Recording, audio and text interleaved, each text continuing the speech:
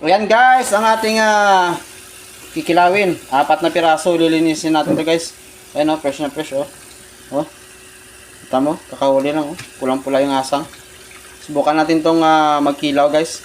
Ayan. Okay, kakaliskisan na natin to guys. At saka ikukunin na natin yung laman niya. Pero yung balat, hindi natin isasama kasi medyo hindi ko gusto yung balat eh. Ayan guys.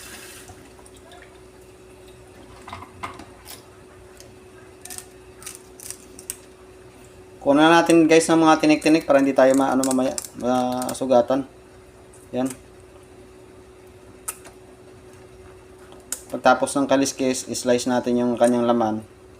Tapos ayun na, kunin natin yung balat. Masarap kasi kapag kapag walang balat. Ayan. Fresh na fresh, di ba?